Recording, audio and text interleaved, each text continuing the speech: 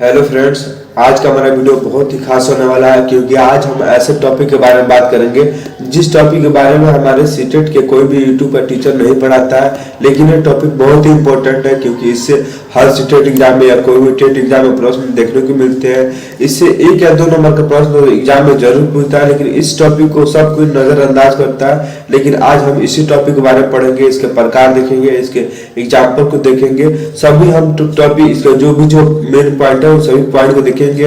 हम अच्छे से एग्जांपल के द्वारा समझेंगे। एक बार अगर आप समझ लिए तो दोबारा आपको समझने की जरूरत नहीं पड़ेगी। तो सबसे इसका जो टाइप्स ऑफ प्रश्न है 2 प्रकार के होते हैं, ज्यादा प्रकार के दोस्तों ये नहीं होता है, सिर्फ 2 ही प्रकार के होते हैं।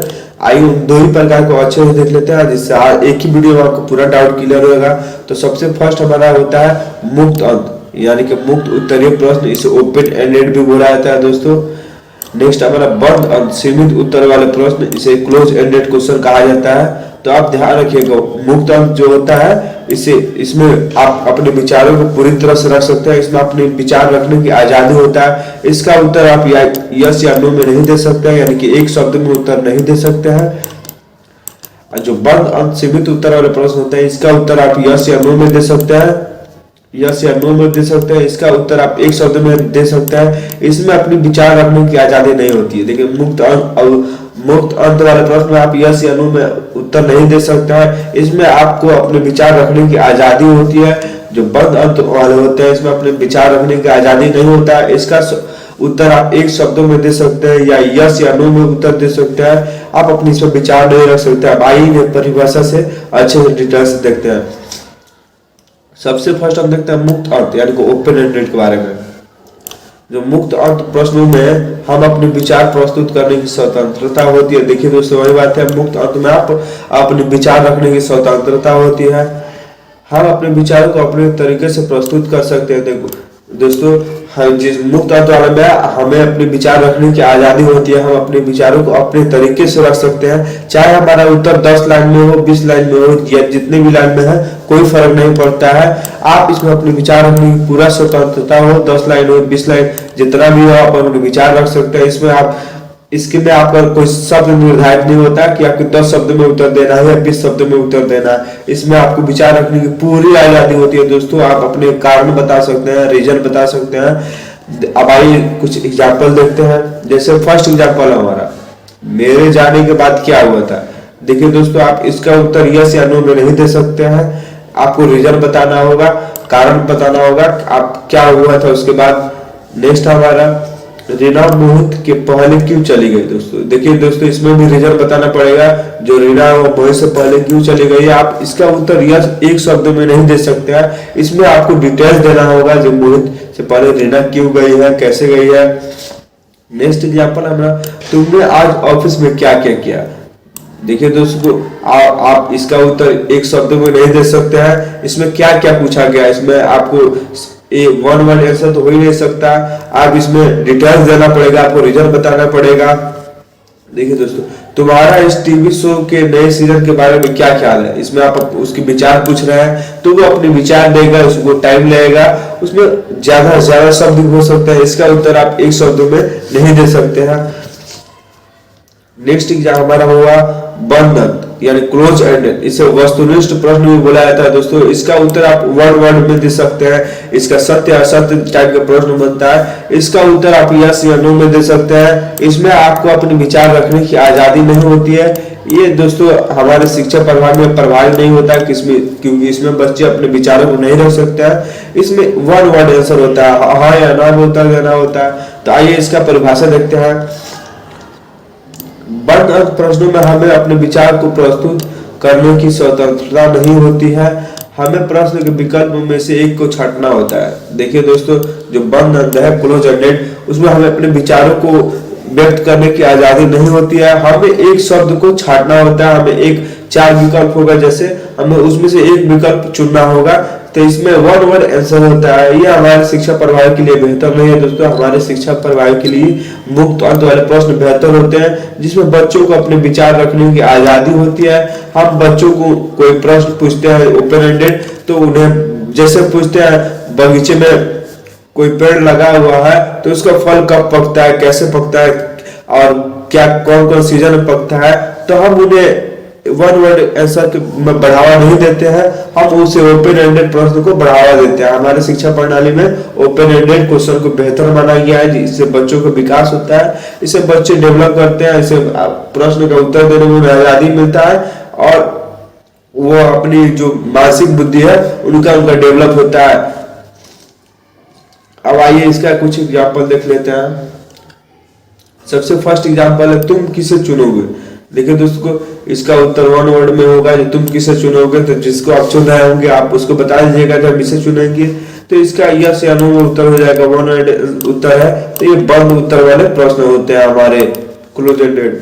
नेक्स्ट हमारा तुम्हारे पास किस ब्रांड की कार है। इसमें भी आपके पास जो ब्रांड कार होगा आप उस कार का नाम रख दीजिएगा, तो यह भी वन वर्ड आंसर है। नेक्स्ट हमारा क्या तुम स्नेहा से बात करते हो, और बात करते हो तो हाँ, नहीं बात करते हो तो नाम में उत्तर दे दोगे, इसका भी वन वर्ड आंसर है। तो ये क्लोज एंडेड का प्रकार एग्जाम्पल हुआ दोस्तों। नेक्स्ट हमारा क्या रिया मोहित के साथ गई थी, और गई होगी तो आप बता दीजिएगा हाँ या ना, नहीं गई हो तो आपको रीजन बताना होगा। देखिए दोस्तों, तो इसमें वन वर्ड में आपका आंसर खत्म हो गया। मोहित के साथ गई तो आपको हाँ या ना में उत्तर देना है, तो बंद अंत वाले। या अगर यही रहता रिया मोहित के साथ क्यों गई, तो ये ओपन एंडेड क्वेश्चन हो जाता है दोस्तों, तो इसमें आपको पूरा रीजन बताना होता, लेकिन इसमें पूछा है क्या, तो ये बंद उत्तर वाला। और क्यों पूछता, तो ये क्लोज एंडेड वाले प्रश्न हो जाते हैं हमारे।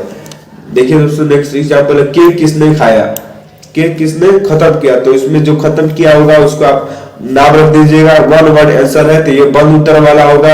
और ये पूछता केक किसने क्यों खाया, तो ये ओपन एंडेड हो जाता है हमारे दोस्तों। और क्यों आया था इसमें, क्यों खाया खत्म हुआ, तो ये इसको आपको रीजन देना होता है क्यों खत्म किया, लेकिन इसमें पूछा किसने खत्म किया, तो आप नाम रख दीजिएगा, तो ये बंद उत्तर वाले प्रश्न हुए।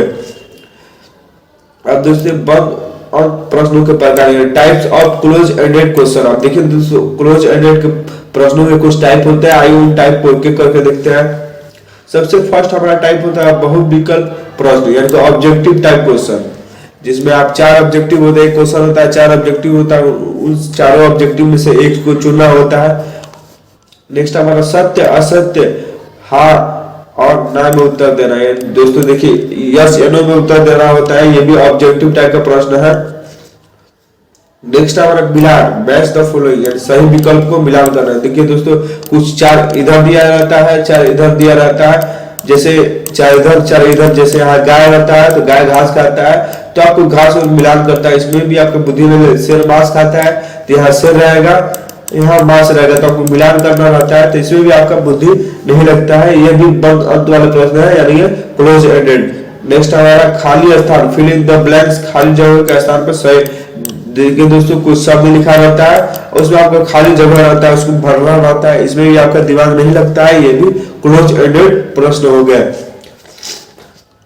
नेक्स्ट हमारा वर्गीकृत प्रश्न, यानी कि